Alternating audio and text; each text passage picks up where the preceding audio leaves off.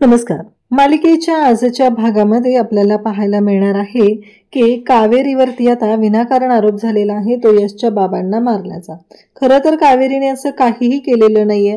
आजच्या भागामध्ये आपण पाहणार आहोत की यशच्या बाबांना मारणारी व्यक्ती आहे ती म्हणजे अमृता. अमृताने त्यांच्या डोक्यामध्ये काठी मारलेली आहे आणि त्यांना संपवण्याचा प्रयत्न केलेला आहे. पण देव हा कावेरीच्या पाठीशी आहे.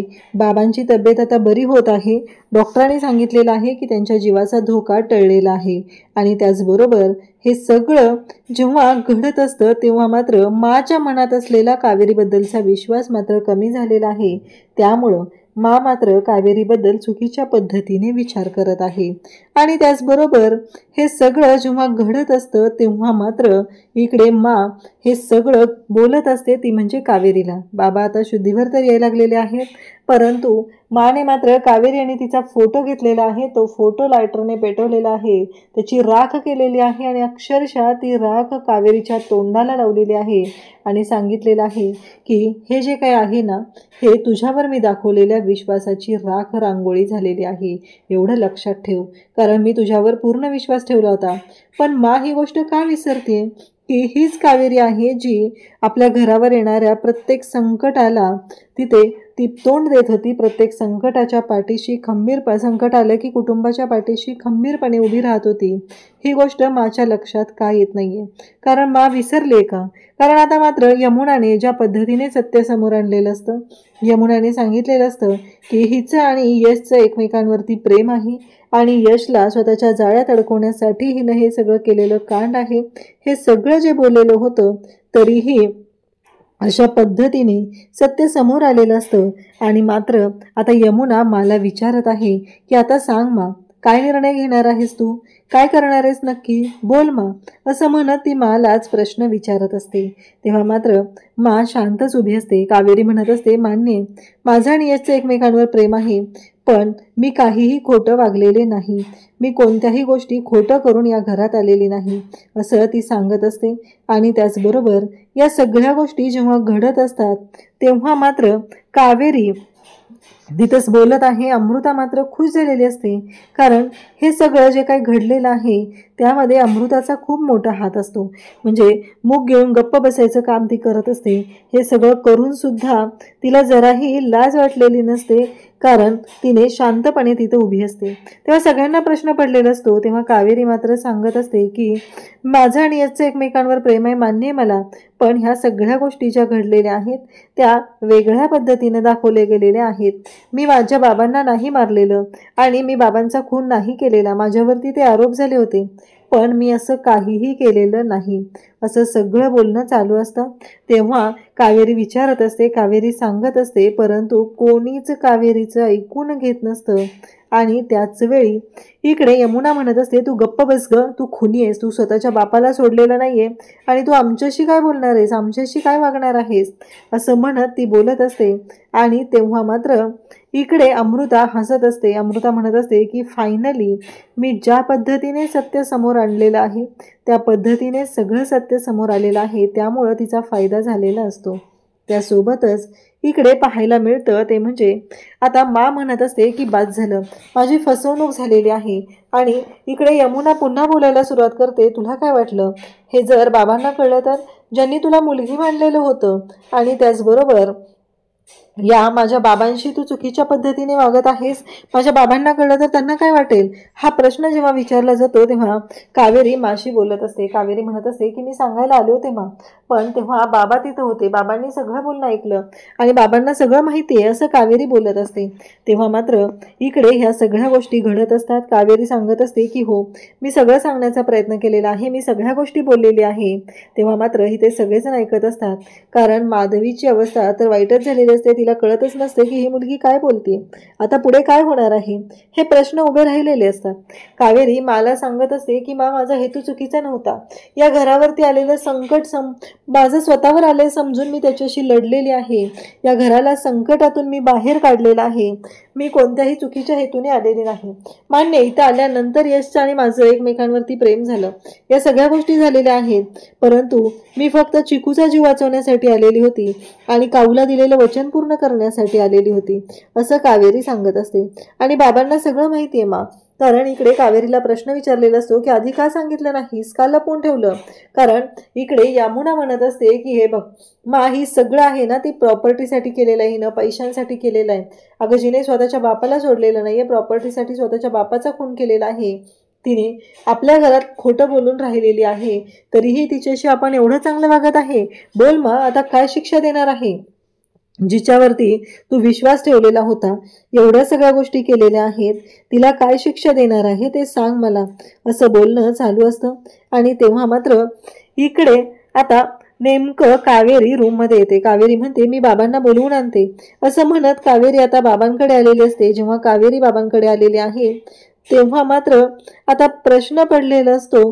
कारण कावेरी तिथे येते आणि पाहते तर तिला धक्का बसतो आणि लाईट बंद असते. कावेरीच्या पायाला एक काठी लागते. कावेरी ती काठी उचलते आणि बाबा बेशुद्ध पडलेले असतात, त्यांचं डोकं फुटलेलं असतं, डोक्यातून रक्त वाहत असतं आणि कावेरीला मात्र आता खूप मोठा धक्का बसलेला असतो. कारण हे सगळं काय घडतंय हा प्रश्नच एवढा मोठा असतो की ते कळतच नसतं की काय बोलायचं आणि काय नाही. कावेरी तिथं आलेली आहे, कावेरीच्या हातामध्ये काठी आहे, बाबा खाली पडलेले आहेत, रक्त वाहत आहे.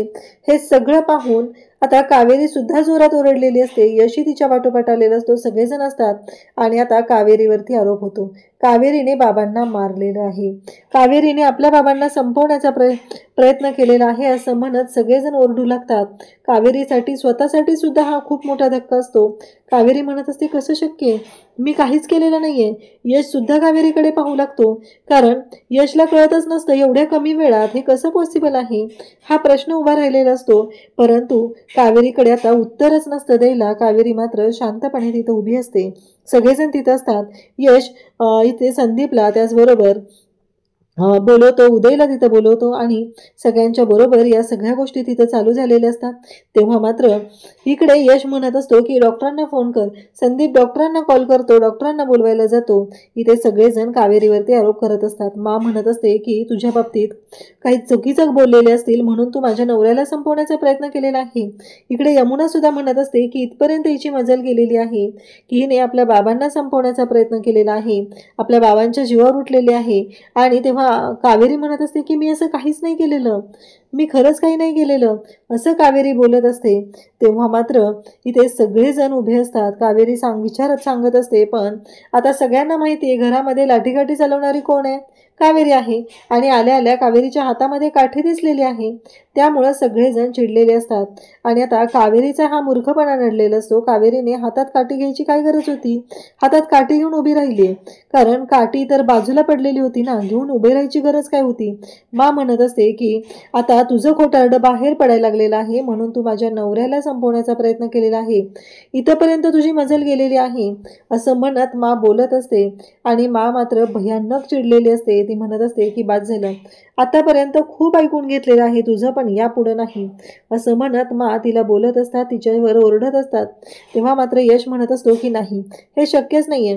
आता विद्या मात्र तिथं उभी असते. विद्याला प्रश्न पडलेला असतो की आता बोलायचं काय. जे काही घडलेलं असतं ते इतकं भयानक असतं की काय बोलणार आणि काय नाही हा प्रश्न उभा राहिलेला असतो. तेव्हा मात्र सगळेजण पाहत असतात, सगळेजण तिथं आलेले आहेत. तेव्हा विद्या रडत आहे. सगळ्यांनी आता कावेरीवरती आरोप सुरू केलेले असतात. कावेरीनेच बाबांना मारलेलं आहे असं सगळ्यांनाच वाटत असतं. आणि कावेरी बाबांना कसं काय मारेल हा प्रश्न पडलेला असतो. परंतु कावेरीच्या हातात काठी आहे आणि यमुना त्याचबरोबर पौर्णिमा सगळ्याजणी एकच बोलत असतात की हे सगळं कावेरीनं केले. मा तर त्यावेळेस सनसनीत अशी कावेरीच्या कानाखाली वाजवते आणि म्हणते की काय केलंस तू, हे माझ्या नवऱ्याला संपवण्याचा प्रयत्न केलेला आहेस, तुला कळतंय का, असं इकडे माचं बोलणं चालू असतं. आणि तेव्हा मात्र कावेरी म्हणत असते नाही नाही मा, माझं ऐकून घ्या. तेव्हा पौर्णिमा म्हणत असते की बाद झालं वहिनी, ह्या मुलीवरती एवढा विश्वास दाखवलेला आहे आजपर्यंत, त्याची ही शिक्षा आपल्याला मिळालेली आहे. बघितलं ना, हिच्यावर विश्वास ठेवला, हिला घरात घेतलं आणि हिनं काय केलेलं आहे, अहो हिने भाऊजींच्या जीवावर उठलेले आहे. तेव्हा यमुना बोलायला सुरुवात करते. यमुना म्हणत असते की बरोबर आहे, कारण बाबांनी हिला सांगितलं असेल की मी तुझ्या बाजूने बोलणार नाही, की हिने लगेच हे कांड केलेलं आहे. तेव्हा मा कावेरीचा हात पकडते आणि मा कावेरीला फरफटत बाहेर घेऊन येते आणि म्हणते चालती हो, असं म्हणत माने कावेरीला घराच्या बाहेर काढलेलं असतं. तेव्हा मात्र कावेरी विचार करत असते की हे सगळं काय घडतंय. कावेरीला प्रश्न पडलेला असतो. कावेरीला खेचत बाहेर आणलेलं असतं, ढकललेलं असतं आणि कावेरी मात्र आता तिथं असते. तेवढ्यात यश पाठीमागून येतो. यश पाहत असतो कावेरीच्या हाताला लागलेलं होतं, तिच्या हाताला गोळी लागलेली होती. आपल्याच घराला एवढ्या मोठ्या संकटातून बाहेर काढणाऱ्या कावेरीची ही अवस्था. कावेरी यशला म्हणत असते की नाही यश, मी काहीच नाही केलेलं, खरंच सांगते मी. तेव्हा यश म्हणतो की माझा तुमच्यावर पूर्ण विश्वास आहे, मला माहिती आहे तुम्ही काही केलेलं नाही आहे. कारण यशला माहिती आहे की बाबांना सत्य सांगितलेलं होतं. मग यश का बोलत नाही आहे की बाबांना सगळं माहिती होतं? हां, पण ऑब्व्हियसली यश काय बोलला तर त्या गोष्टीचे परिणाम असे आहेत की आता कावेरीची बाजू घेतोस. यश कावेरीला म्हणत असतो की माझा पूर्ण विश्वास आहे तुमच्यावर, तुम्ही काहीच केलेलं नाही आहे हे मला माहिती आहे, असं यश बोलत असतो. तेव्हा मात्र कावेरी यशला म्हणत असते. यमुना तिथे येते आणि म्हणते बस झालं, या मुलीचं खूप सहन केलेलं आहे, यापुढे नाही. असं म्हणत यमुना कावेरीला म्हणते की कसं आहे माहिती आहे का, हे सगळं तूच केलेलं आहे, या सगळ्या गोष्टी तूच केलेल्या आहेत, असं म्हणत यमुना बोलत असते. तेव्हा कावेरी म्हणते अहो मी तुमच्या समोर गेले होते, काही मिनिट फक्त आधी गेले होते आणि तुम्ही असं कसे आरोप माझ्यावर करताय? अहो तुम्हाला कळत कसं नाही आहे, त्यांच्या डोक्यात काठीने मार केलेला आहे कोणीतरी. तेव्हा यमुना म्हणते की या घरात काठी चालवता येणारी फक्त तूच आहे आणि बाबांना मारण्याचा प्रयत्न केलेला आहे तो म्हणजे तूच, कारण तुझं सत्य बाहेर येऊ नये म्हणून. असं म्हणत यमुना कावेरीला पकडते. कावेरी म्हणत असते अहो जरा तरी विचार करा. ती म्हणते काठीने एखाद्याचा जीव जाण्यासाठी 1 मिनिट सुद्धा पुरेसा असतो आणि तू तेच केलेलं आहे. अशा पद्धतीने बोलणं चालू असतं आणि तेव्हा मात्र इकडे यमुनाने हे सगळं कांड केलेलं आहे आणि कावेरीला तिने एका रूममध्ये कोंडलेलं आहे. तेव्हा यश म्हणत असतो असं नको करूस यमुना, सोड त्यांना. पण यमुना मात्र ऐकायला तयार नसते. कावेरी त्या रूममध्ये असते आणि इकडे घरातले सगळेजण असतात आणि डॉक्टर आलेले असतात. डॉक्टर म्हणत असतात की मी आत्ताच काही सांगू शकत नाही आहे, आता वेळ लागेल, कारण त्यांच्या तब्येतीमध्ये त्यांच्या डोक्याला मार लागलेला आहे. नक्की काय झालेलं आहे ते आपल्याला ते शुद्धीवर आले की मगच कळेल. ट्रीटमेंटला तर मी सुरुवात केलेली आहे असं डॉक्टरांनी सांगितलेलं असतं. तेव्हा मात्र सगळेजण पाहत असतात. कावेरी इकडे बाप्पाला प्रार्थना करत असते, काही झालं तरी बाबांना बरं कर, बाबांना काही होता कामा नये, अशी कावेरीची प्रार्थना असते. आणि त्याचबरोबर इकडे आता माधवी आणि अमृता बोलत असतात. माधवी म्हणते काय झालं अमृता, हसतेस का? तेव्हा अमृता सांगू लागते की आई हे सगळं मी केलेलं आहे आणि कोणाला चुकून संशयही येणार नाही. कारण तू बघ ना, विचार कर, मी जेव्हा माझं नशीब चांगलं म्हणून त्या दोघांनी जेव्हा त्या बाबांना, यशच्या बाबांना हे बोलणं त्यांचं चाललेलं होतं, तेव्हा मात्र मी त्यांचं बोलणं ऐकलं, ते माझ्या कानावर पडलेलं. कारण मी तिथून जात होते, मला कळलेलं होतं या दोघांनी बोललेलं.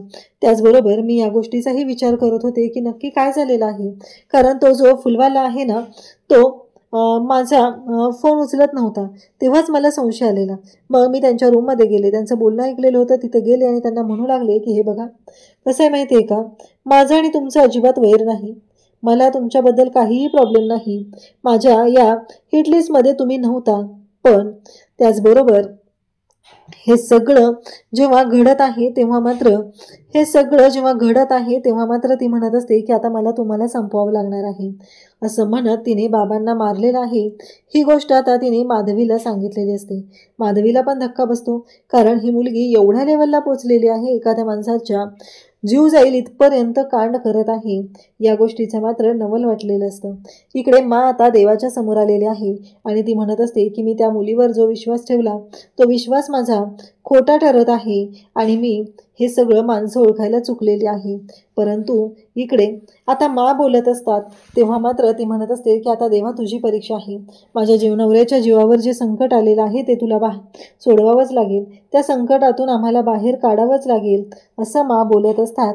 आणि तेव्हा मात्र अमृता तिथं असते आणि अमृता म्हणत असते की नाही, काहीही झालं तरीही एक गोष्ट लक्षात ठेवायची आहे की या कुटुंबाला उद्ध्वस्त झाल्याशिवाय मी शांत राहणार नाही. अगं मला तुझ्या डोळ्यामध्ये फक्त आणि फक्त अश्रू बघायचे आहेत, असं ती बोलत असते. आणि तेव्हा मात्र इकडे आता कावेरी देवाच्या पुढे हात जोडून असते आणि यमुना कावेरीकडे येते आणि म्हणते चल चल तुला सांगते काय झाले, तुझ्यामुळे माझ्या बाबांची अवस्था काय झाली. डॉक्टरांनी सगळ्यांना बोलवलेलं असतं. तेव्हा यमुनाने सुद्धा कावेरीला तिकडे आणलेलं असतं आणि त्या दोघीही बोलत असतात. त्याचबरोबर डॉक्टर सांगत असतात की हे बघा आता ते आउट ऑफ डेंजर आहे, काळजी करायची अजिबात गरज नाही. आणि त्याचबरोबर आणखी काही गोष्टी तुम्हाला सांगायच्या आहेत, त्या म्हणजेच की आता ते शुद्धीवर आले की मग आपण ठरवूया की जखम किती खोल आहे, असं डॉक्टर सांगत असतात. मात्र हात जोडून देवाचे आभार मानतात, म्हणजे बाबा बरे होणार आहेत या गोष्टीची खात्री पटलेली असते. त्याचबरोबर यश सगळेजण तिथं असतात आणि मग बाबा सांगत असतात की हे बघा कसं आहे माहिती आहे का, इथे डॉक्टर सांगतात की ते जास्त थांबू नका, 1-2 जणच थांबा, असं डॉक्टरांचं म्हणणं असतं. आणि तेव्हा मा म्हणते की मी थांबते. तेव्हा डॉक्टर म्हणतात की नाही, नको, तुम्ही नको. कारण मा किती पॅनिक होते ही गोष्ट डॉक्टरांना माहितीच आहे. आणि म्हणून तर डॉक्टर तिला बोलत आहेत की नको. आणि मग सगळेजण तिथं असतात, सगळेजण बोलत असतात. आणि तेव्हा मात्र काही गोष्टी समोर येत आहेत. कारण कावेरीला माने ढकलत आणलेलं आहे, खेचत आणलेलं आहे आणि बाहेर आणून ती ढकलून देते. म्हणते की तुला जराही लाज वाटलेली नाहीये, तू माझ्या नवऱ्याच्या बाबतीत चुकीचं वागलेली आहे, असं बोलत असते. कावेरी पायाशी आलेली असते. मला म्हणत असते की मा मी काही केलेलं नाहीये. कावेरी खूप वेळा समजून सांगण्याचा प्रयत्न करत असते, परंतु माला कावेरीचं बोलणं ऐकायचंच नसतं. आणि मा मात्र कावेरीवर आरोप करतच सुटलेली असते. तेव्हा मात्र मा म्हणते की बाद झालं, मी ना तुला माझ्या स्वतःच्या हाताने सजवलं होतं ग, सकाळी तयार केलं होतं नवरी म्हणून, पण तू काय केलं, विश्वासघात केलेला आहे, माझा विश्वासघात केलेला आहे, माझ्या नवऱ्याच्या जीवावर उठलेले आहे, असं म्हणत मा बोलत असते. आणि कावेरीला म्हणते की बाद झालं, मी तुझ्यावर जो विश्वास ठेवलेला होता त्या विश्वासाला तडा गेलेला आहे, त्या विश्वासाची तू राख केलेली आहे, असं म्हणत माने कावेरीचा आणि तिचा जो फोटो असतो तो घेतलेला असतो. आणि हातामध्ये लायटर घेऊन तो फोटो जाळत असते. आणि त्या फोटोची जी झालेली राख आहे ती कावेरीच्या तोंडाला लावली जाते. सगळ्यांना धक्का बसलेला असतो, मा काय करते हे सगळं. परंतु आता बाबा शुद्धीवर येताच कामृताचा जो चेहरा आहे तो सर्वांच्या समोर येणार आहे. सगळ्यांना धक्का बसलाय. माने सरळ सरळ कावेरीच्या तोंडाला काळं लावलेलं आहे. कावेरी रडत असते, परंतु मा मात्र ऐकून घ्यायला तयार नसते. अशाच अपडेटसाठी चॅनलशी कनेक्ट राहा. थँक्यू.